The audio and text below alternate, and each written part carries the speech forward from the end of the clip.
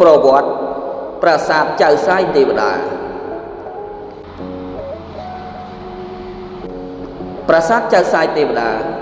ត្រូវបានស្ថាបនាឡើងដោយព្រះបាទសូរ្យវរ្ម័នទី2នៅចុងសតវត្សទី11និងដើមសតវត្សទី12ដើម្បីឧទ្ទិសថ្វាយដល់ព្រហ្មញ្ញសាសនា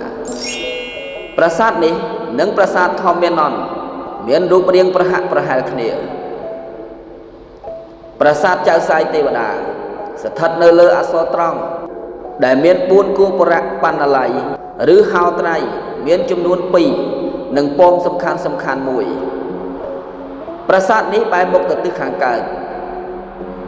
ដែលផ្លូវដើមខាងកើតឆ្ពោះទៅកាន់ស្ទឹងសៀមរាបប្រាសាទនេះមានភាពទ្រុឌទ្រោមយ៉ាងខ្លាំងរហូតដល់ឆ្នាំ1960នៅពេលគូបរៈឬខ្លងទ្វារខាងលិចបានជួសជុល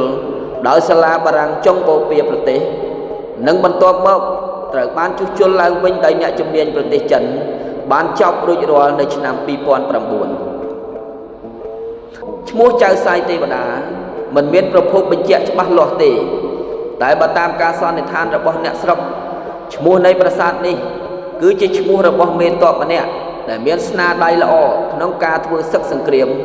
ឬក៏ជាឈ្មោះដែលមានស្នាដៃក្នុងការធ្វើអ្វីមួយឈ្មោះនៃប្រាសាទនេះអ្នកស្រុកហៅសពថ្ងៃថាចៅសាយមិនមានពាក្យទេវតានៅខាងចុងនោះទេនេះគឺជាទម្លាប់របស់ខ្មែរដែលច្រើនប្រើឈ្មោះខ្លីមិនចូលចិត្តប្រើឈ្មោះវែងប្រាសាទនេះមានទំហំបណ្ដោយប្រវែង50ម៉ែត្រនិងទទឹងប្រវែង40ម៉ែត្រមានទីតាំងស្ថិតនៅប្រហែល500ម៉ែត្រពីខ្លងទ្វាររាជធានីអង្គរធំខាងត្បូងប្រាសាទនេះមានទីតាំងនៅក្បែរប្រាសាទធម្មនន្តដែលនៅជំហៀងផ្លូវនិងមានលក្ខណៈស្រដៀងគ្នាតែប្រាសាទចៅសាយទេវតាកសាងមុនប្រាសាទធម្មនន្តប្រាសាទចៅសាយទេវតាមានចម្ងាយប្រមាណ483ម៉ែត្រពីខ្លងទ្វារជ័យក្រុងអង្គរធំនៅសងខាងផ្លូវនេះមានប្រាសាទធម្មនន្តនិងប្រាសាទចៅសាយទេវតា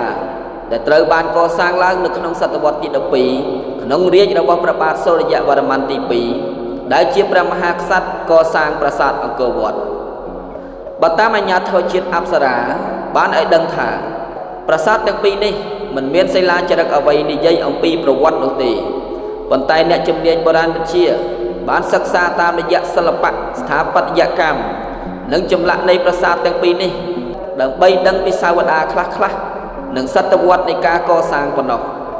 លោកអូនសុភាពបុរាណវិទូហើយអាជ្ញាធរអប្សរាបានថ្លែងថាប្រាសាទចៅសាយទេវតាត្រូវបានកសាងនាដើមរាជ្យរបស់ព្រះបាទសូរ្យវរ្ម័នទី2ដែលមានកំពែងព័ទ្ធជុំវិញប្រាសាទប្រវែង50ម៉ែត្រគុណនឹង40ម៉ែត្រប្រាសាទនេះមានច្រកចេញចូលចំនួន4តួប៉មប្រាសាទ1និងមណ្ឌលតភ្ជាប់ទៅបណ្ណាល័យចំនួន2ស្ពានរហាលប្រាសាទចៅសាយទេវតាមានទម្រង់ដូចស្ពានរហាលចូលប្រាសាទបាពួន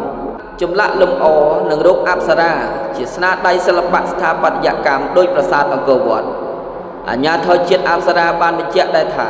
ប្រាសាទនៅអមផ្លូវទាំងពីរនេះដូចជាគំរូនៃការធ្វើសាលាសំណាក់នៅតាមផ្លូវបុរាណក្នុងដើមរាជ្យរបស់ព្រះបាទសូរ្យវរ្ម័នទី2និងព្រះបាទជ័យវរ្ម័នទី7ប្រាង្គប្រាសាទបុរាណខ្មែរប្រកបដោយប្រណិតភាពនៃវិចិត្រកម្មនិងស្ថាបត្យកម្មល្អឯកត្រូវបានពពកបរោះខ្មែរយើងកសាងទុកជាកេរដំណែលសម្រាប់កូនចៅជំនាន់ក្រោយចងចាំនៅភាពរុងរឿងនៃប្រវត្តិសាស្ត្ររបស់ខ្លួនក្នុងនាមជាកូនខ្មែរយើងមានកាតព្វកិច្ចចូលរួមថែរក្សាអភិរក្សបណ្ដាសម្បត្តិបេតិកភណ្ឌជាតិរបស់ខ្លួន